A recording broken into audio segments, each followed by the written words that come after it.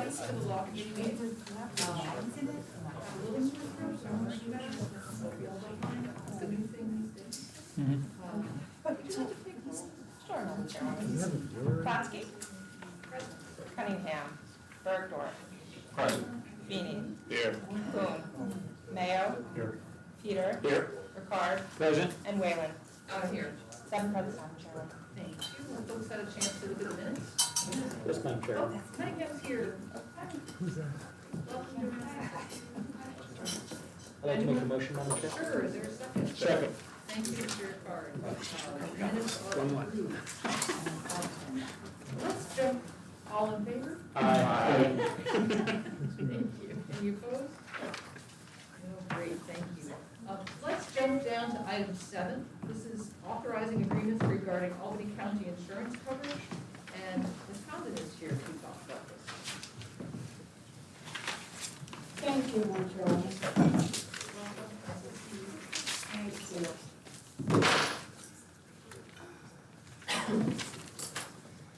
So, this is our insurance renewal. I don't know if the members have had an opportunity to review the memo that was submitted today regarding the efforts of the broker and the increase in coverage and where we are currently. It has been a very difficult time. The market is very hard, and obtaining insurance quotes has been a very difficult process. We started the process in May, as we always do. All of our insurance applications were completed and were in by the beginning of June. As of this past Friday, we were still completing applications for insurance brokers. This is unprecedented. This has never happened before. We have always had all of our quotes in by last week. The market, particularly the liability market, has hardened considerably for several reasons. COVID-19 is one reason in particular, and the impact on the economy. Another reason, our liability carrier, Trident, which encompasses 35% of the municipal market and is going out of the market. They insure 35%, they control 35% of the reinsurers. They are only willing to insure at this point. They provide us $5 million of our excess, our first excess layer. They are only willing to provide us $2 million of our excess layer, which I'll get into when I get into the insurance. But because they control 35% of the market and they're going out of the market, the prices for this coverage has skyrocketed, and the ability to find coverage is very difficult. Some municipalities are facing 400% increases in coverage and premiums, and reductions in coverage based upon whatever their history is. In addition, based upon what's happening around the country with law enforcement, settlements and judgments that are being paid out, there is a hesitancy to insure municipalities with law enforcement agencies.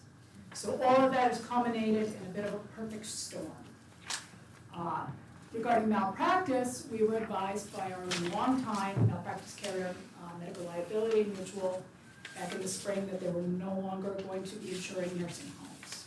So as a result of COVID, we've been with them since 1986. And likely because of that, our premiums have been low. Whenever we've RFP'd this or marketed it, they've always been significantly lower than anyone else. So this needed to be taken out to market.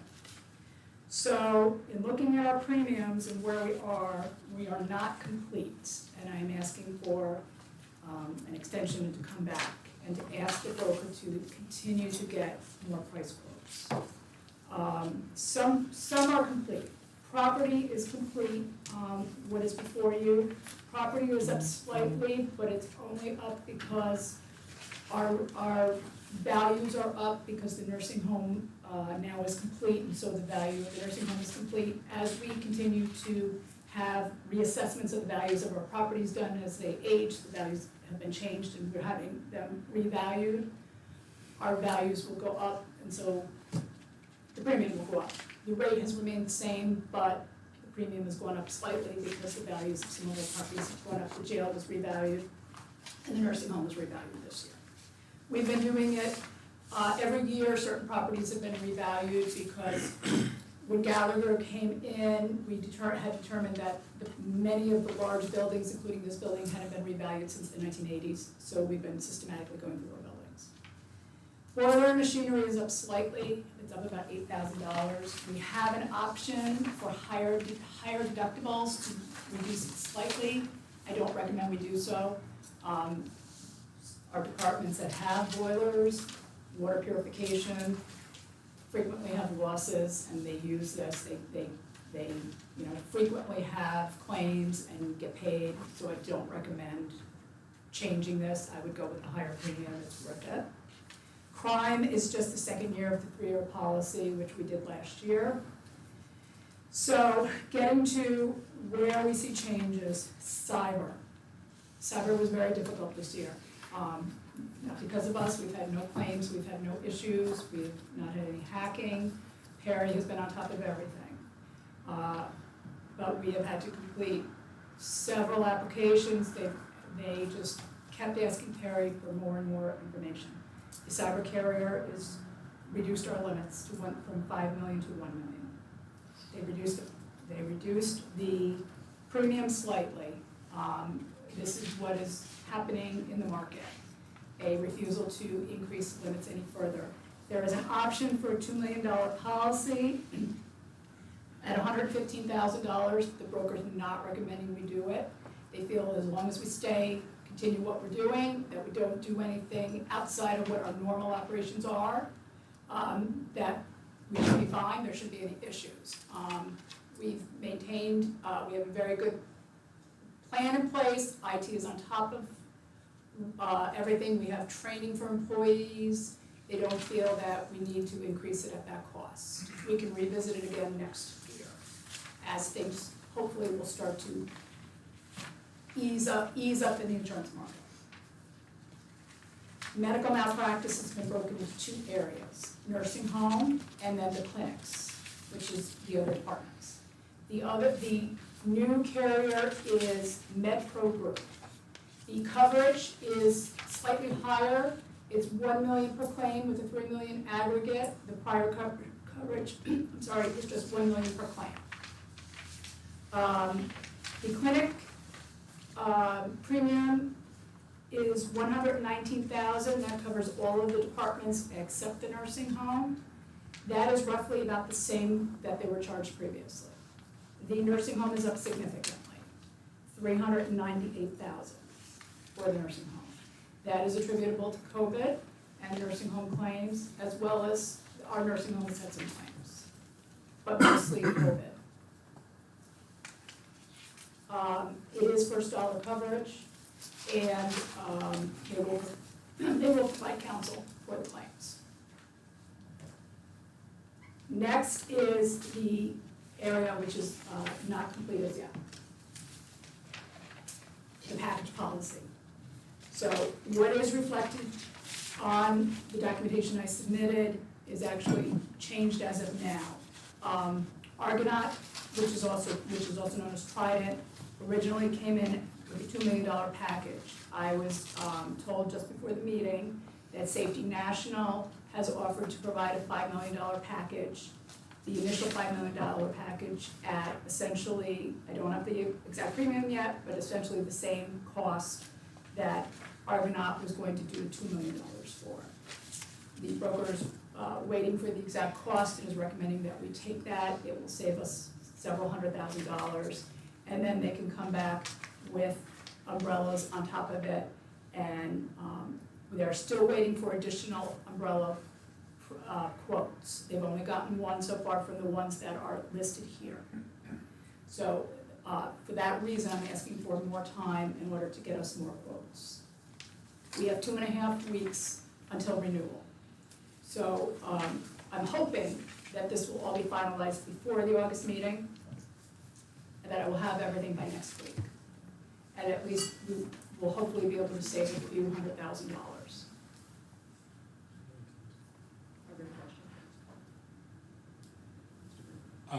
Eugenie, I tried to follow along as you did, as you went through it. And is it correct that you said the only one that's really settled is property? No, property is settled, boiler and machinery, I'm recommending that we do the Greenwich 32,365. Crime is just it's the second year of the clear Okay. policy, Med-Mal is resolved. So is that the medical liability Yeah, there? medical liability, cyber, I'm recommending that we not do $2 million. Okay. Okay, so the broker's not, so they're recommending we just stay with the $1 million limit. The only one that is basically up in the air is the liability package with the, going up to the $20 million. Is that the first one, excess commercial? I'm looking at the chart, let me look at my memo, I'm sorry. See, the chart in the memo. Yes, I'm sorry, in my memo, yes, this whole chart is now subject to change because Safety National has come in and is going to, so what is listed as Argonaut and Trident for $2 million, Safety National is gonna propose $5 million. So that is gonna change all the resulting numbers down below. And the one that's 2BD, the Arch, is probably gonna be eliminated. Everything's gonna change. And we're still waiting for other carriers to come in and propose. We're hoping at lower numbers, lower premiums. Because these premiums are high, and they're also at an indication, which means that they could go up. Well, what does indication It mean? means they could go up. It means if we don't take them right now, they're subject to going up.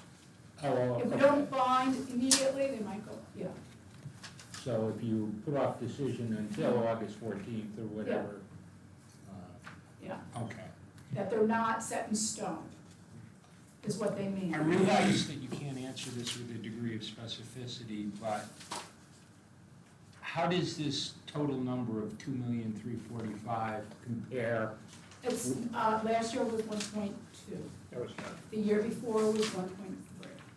It's significantly higher. $2 million? That's why we're trying to It's not- 45% higher. Yeah, that's why we're trying to knock it down as much as we can knock it down. And how do we have this, I realize, I don't know what the payment structure is, whether it's monthly or whatever. But Med-Mal is quarterly. Okay, Everything else is upfront. okay, so we got, whatever the increase is for the balance of the year, depending on how the insurer bills. I assume, I mean, I haven't been told differently. That's Okay. usually how it works. Sometimes they do offer you an option. So there's gonna be some monthly. sort of budget shortfall for insurance lines There in could the, be, in the but 2021 budget. there could be, yes, there could be. That's a question though for Commissioner Riley. Okay. Okay. I mean, if it's going from But there is, $1.4 million to $2,345,000. they usually do give you an option. They could give us an option to pay it monthly or to pay it quarterly. I would have to, I haven't gotten there yet. Because I don't have them knocked down yet, what we're, That's the easiest number. Eugenia, how does a broker get paid? commission. And how is that commission calculated? I'm sorry? How is It's it a calculated? percentage. It's a percentage of whatever the premium is. And it's it differs, I believe, with whatever the type of insurance is. Per policy, the percentage is different. And that's something that ultimately we pay on top of. No, no. That's built into the quotes for the insurance. If it's built into the carrier doesn't say it's built into the quotes, but it likely is part of what in their underwriting quotes. Right. Yeah. Right, thanks. Oh, I was wondering about the shortfall in the budget. I wonder if it would come from the rescue funds. It could, possibly. because, Has anyone looked at that? because of this, COVID related. yes, it's COVID related, yes. So we're getting around, what, 60 million, and the shortfall is about 1 million? So that would be a good, Well, we're hoping it'll be less than that when all is said and done. do you think it'll stay this way? I know you're No, not so what they're hoping, now, good at predicting the future, no, we're hoping not, we're hoping as things begin to, as the market stabilizes next year and in future years, that things will return back to normal. This is just, there's other options to look at, but right now, there's a shortage of carriers, others are gonna start scurrying for the markets. I can't predict what's gonna happen in the, things are gonna depend upon what happens with COVID, certainly. What's going to happen, historically, as we've entered into recessions, markets have hardened.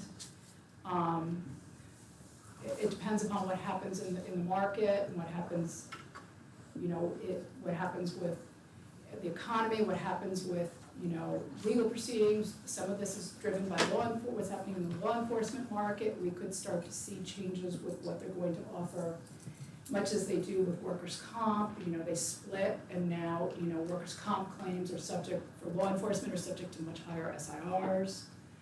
I'm only surmising, but because we certainly pay much more on law enforcement claims than anything else. Thank you, Madam Chair. Just a quick question, Eugene, and follow up on the majority leader Dennis's comment. You said it's gonna be 45% higher right now, correct? Based on last year versus the next year. So you're waiting for the one quote. Will that, if that comes in lower, it'll be less than 45%? It'll be, so I'm waiting for, what I'm waiting for are hopefully several quotes. We have one quote that's come in for the initial $5 million. So we're self-insured for $1 million, and then there are layers of coverage over that take us to $20 million. All right, so Trident only gave us $2 million this year instead of $5 million. So Safety National was gonna give us $5 million and knock that $2 million out. Okay, so all these other quotes that are over it now are gonna change, that are listed here. So we're waiting for other brokers that we're still waiting for those quotes to come in and now give us different price quotes on top of the 5. Okay. Because the quotes that are listed here are like 5 on top of 2, 5 on top of 7. Well, they're gonna change because it'll be 5 on top of 5, 5 on top of 10. So that premium should change, and hopefully it will reduce it, at least by a couple $100,000. And percentage-wise, is that, you're at 45 now, so it's 35, 40? I'm not very good at that. I want to hit on something that the majority leader said again, about the broker.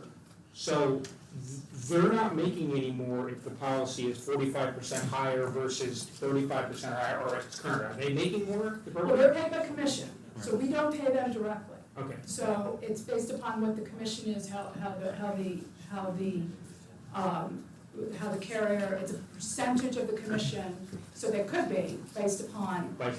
Sure. Yep. We do an RFP for a broker, to go out, and we changed our process several years ago. We used to do an RFP for insurance. Sure. And what we found was we would get locked into a certain type of, and it couldn't change. So we'd get locked into something, we'd say, I want $1 million liability, and these are the nuances of the insurance I want, and then we couldn't change it. So we changed our process to say we want an RFP for a broker, and then the broker could go and market the insurance for us and tell us what we want, and then we could change the coverage. So the broker, we don't pay the broker, we just pay the premium, and they get paid by the carrier. Okay, thank you. Sir. And I know we RFP for the broker. Mhm. What year are we in, and when are we? This is the last year, so Okay. next year it's gonna be RFP. Is it a 3-year term or a 5-year? It's 4. 4-year? Okay, thank you.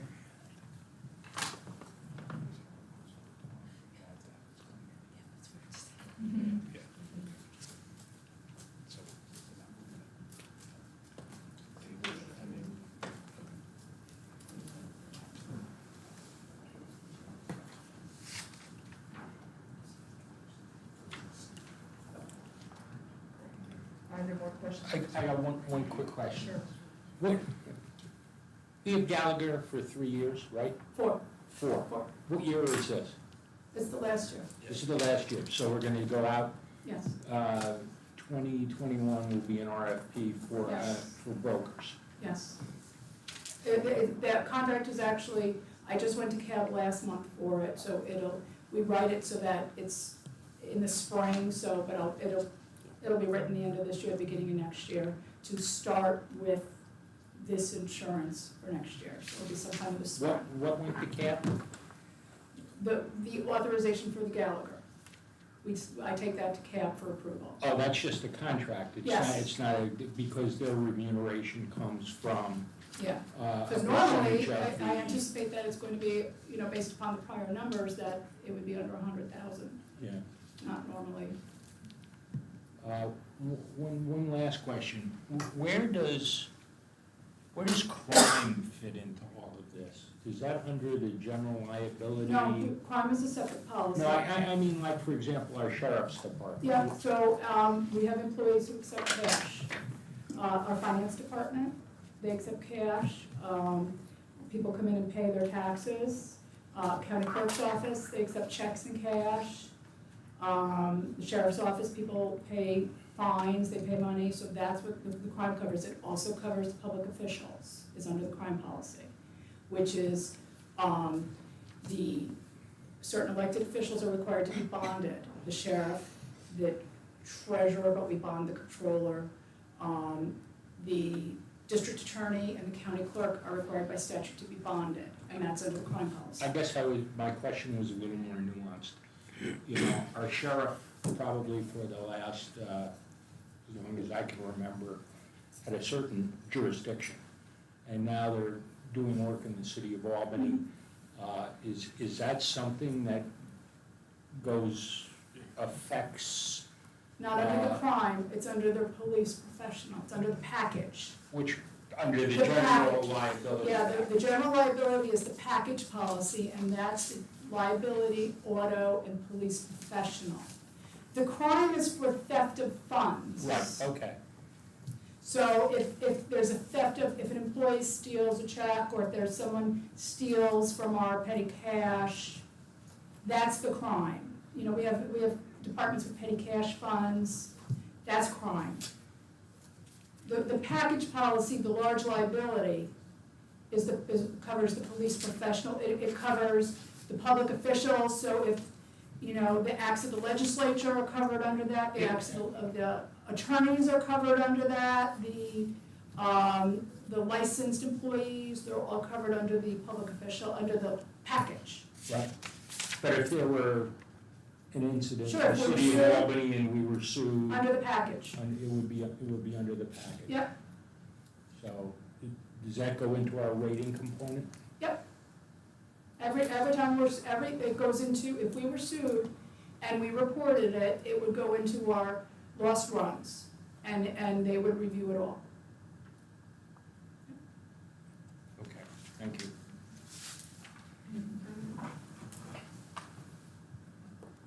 Suggestion is that we table this pending closed public forum. Give you time to keep gathering quotes and see where we're at that point. Thank you.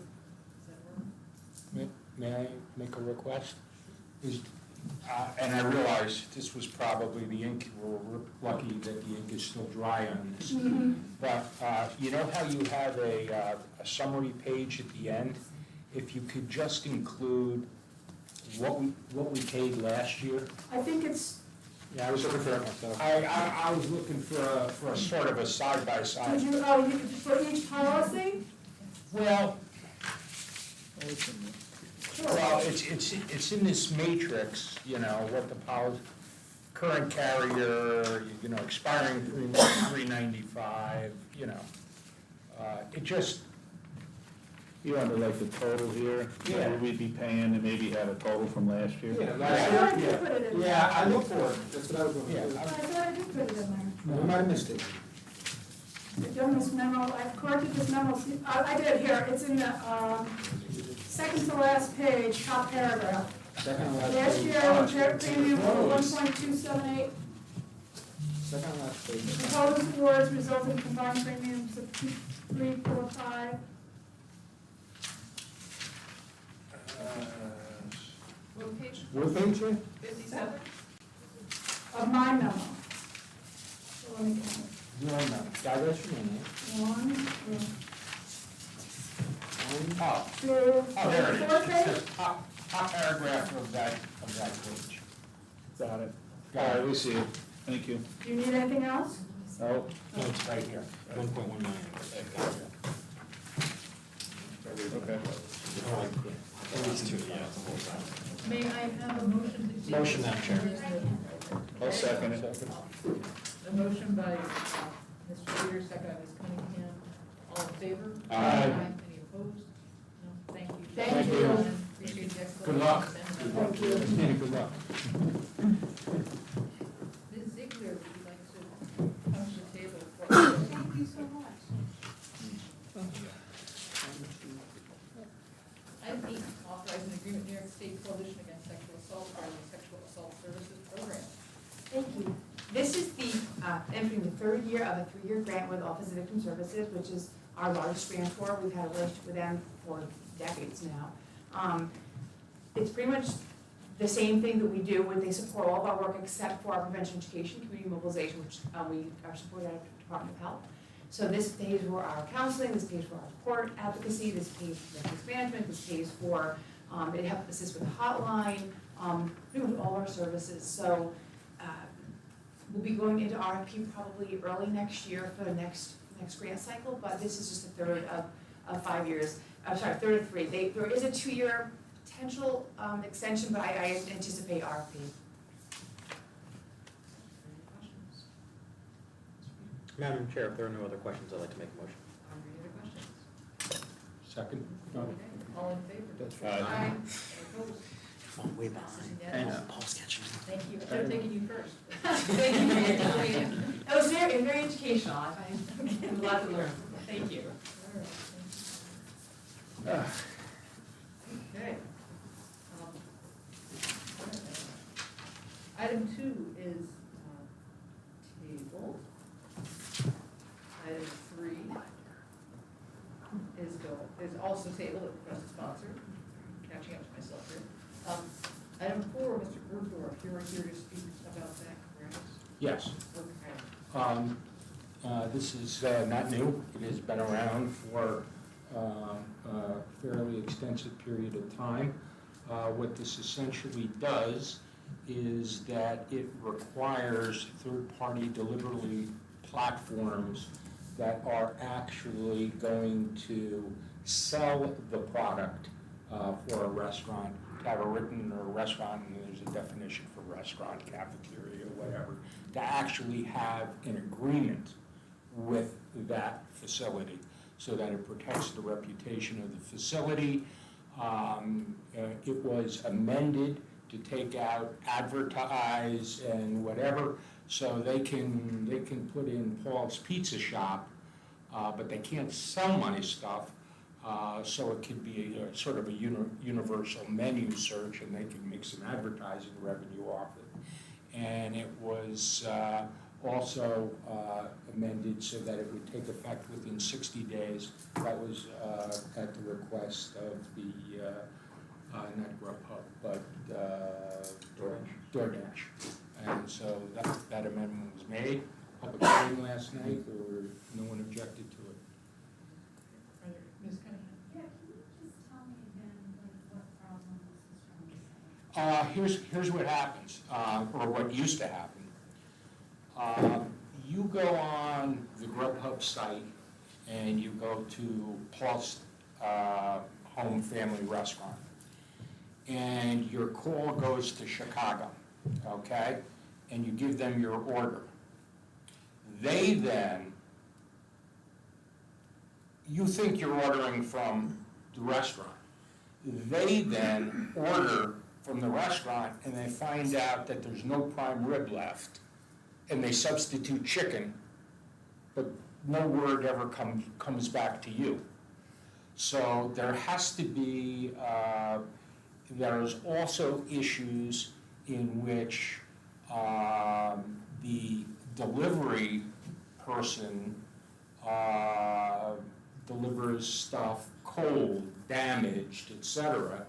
And without having an agreement with the restaurant as to when it will be picked up and how it will be delivered, the negative impression doesn't go to the delivery agent, it goes to the restaurant. So this is really, you know, I would say almost universally supported by the restaurant community. Yeah. So, wait, can I just ask, so this requires an agreement between Grubhub and Paul's Family Restaurant? If they are going to sell our product, Okay. they can take my menu and put it up, but they can't, Okay. you know, But then the next step is it presumes that the agreement has language in it that precludes the restaurant from doing the substitution or the. those things are then between two business entities. And, you know, I think there are discussions underway, you know, at a higher level as to what that contractual platform would look like. If I may, Madam Chair, to maybe answer some of Ms. Cunningham's questions. So we got a lot of complaints from the restaurant community that they're being falsely represented by third-party dealings without them agreeing to be part of it. This stops that in order to be represented by any of these delivery entities, there has to be a physical agreement before a transaction or sale can occur. So there were three main complaints we found during COVID. One was false representation by third-party vendors that they were then pretending to be the restaurants or administering to the restaurants without ever having an agreement in place. Another was the fees that were coming in last minute, which we did take care of. And of course, the third was just sort of the fluctuations on the back office and who got the agreements and the advertising that they were charging for. Those were the three main complaints. So this does take place. An earlier bill took care of two of the three. This takes care of the third, and I do want to thank Paul and our colleagues for taking into consideration the chair and the majority's concerns and editing it, because it took a lot of teamwork. Yeah, the chairman of the council was very involved in working with Mark Grimm in facilitating language that everybody would be comfortable with. Any other questions? If there's no other questions, I'll move it. Second. Motion by Mr. Feeny, second by Mr. Ricard, all in favor? Aye. Any opposed? Agreed. Thank you, passed unanimously. Oh, item 5, concerning pesticide signs. This is table, sorry, all right. Okay, item 6, local law adopting a pilot youth deer hunting program. There's an amended version of the bill, if you've seen it. The background here is that one of the proponents of the bill recently passed away, and we changed the title of the bill to its own thing. Is there, okay, so we'll be making the amendments on the floor, since this already went through public hearing. Are there any questions about the bill?